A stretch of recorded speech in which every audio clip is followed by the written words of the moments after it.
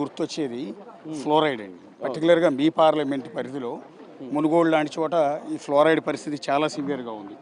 So ఈ సమస్యకు రేపు ఒక ఎంపీగా మీరు గెలిస్తే ఎలాంటి సొల్యూషన్ చూపించబోతున్నారు? ఎందుకంటే ఎన్ని ప్రభుత్వాలు మారినా ఇక్కడ ఫ్లోరైడ్ సమస్య మాత్రం తీరట్లా.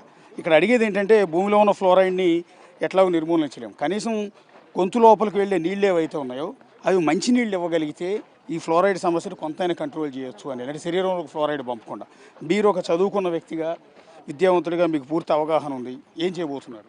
ముఖ్యంగా మీరు ఫ్లోరైడ్ సమస్య అనేది గతంలో ఇంటికి ఓ నల్ల మంచినీళ్ళు సప్లై మంచినీళ్ళు ఇంటింటికి మంచినీళ్ళు వస్తాయన్న ఆలోచనతో మన కేసీఆర్ గారు మిషన్ భగీరథ అని చెప్పి అదని చెప్పి కాళేశ్వరం నీళ్ళు ఆల్రెడీ మా దగ్గరకు వచ్చినాయని చెప్పి మాటలు చెప్తున్నాం.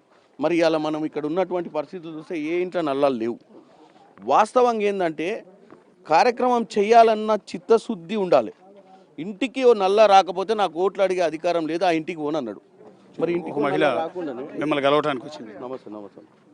ఇంటికొక నల్ల అమ్మ, మన ఇంట్లో నల్ల ఉందా? చూసినా లేదమ్మా నల్ల సాగర్ నల్ల రావట్లేదు, మాకు బంద్ అయింది. కేసీఆర్ నల్ల ఇవ్వకుండా ఓటు అడగనన్నాడు కదా, మరి ఏవో సార్ మరి రావట్లేదు.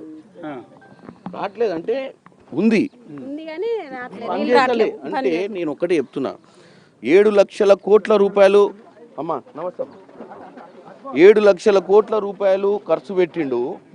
7 లక్షల కోట్ల రూపాయలు ఖర్చు పెట్టినాక కూడా పథకాలు 100% కంప్లీట్ చేయాలన్న చిత్తశుద్ధి లేకుండే.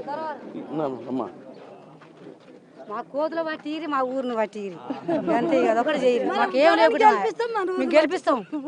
ఊరంతా కోతులు ఉన్నాయా?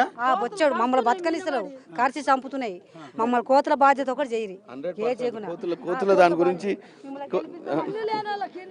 కోతుల్ని ఒక్కసారి పట్టించుడే కాకుండా కోతుల్ని పర్మనెంట్గా నిర్మూలించే ఒక వ్యవస్థ మాట్లాడాలి.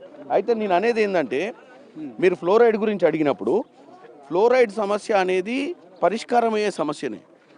ఆల్రెడీ 80% వర్క్ అయిపోయింది. చిత్తశుద్ధి లేకపోవడము, ఫండ్స్ని మిస్యూజ్ చేయడము, కమిషన్ల కోసం డబ్బులు ఖర్చు పెట్టడం వల్లనే ఈరోజు ప్రజల సమస్యలు సగంలో ఆగిపోయినాయి.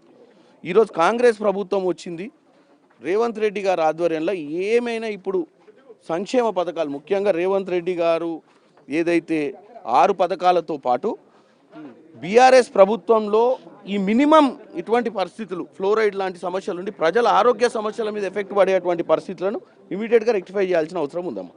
ఇక్కడ ఒక ఇంటికి పిలుస్తున్నారు మిమ్మల్ని, ఒకసారి